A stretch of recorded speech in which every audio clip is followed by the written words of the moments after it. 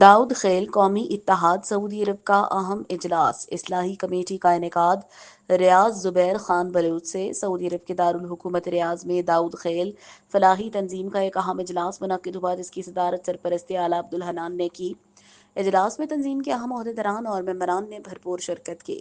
اجلاس میں چیئرمین مرکز زرین تاج صدر خیر محمد، جنرل سیکریٹری امین فیض، انفارمیشن سیکریٹری شمس الوہاب، فائنانس سیکریٹری ابو جنید، نائب صدر شورا عطاء الرحمان اور چیئرمین اصلاحی کمیٹی مومن شاہ سمیت دیگر معزز اراکین شریک ہوئے۔ اجلاس کے دوران خیر احمد اور خالد خان کے فنڈ سمیت تنظیمی امور اصلاحی کمیٹی کے باقاعدہ انعقاد اور مختلف فلاحی و تنظیمی معاملات پر تفصیلی تبادلہ خیال کیا گیا۔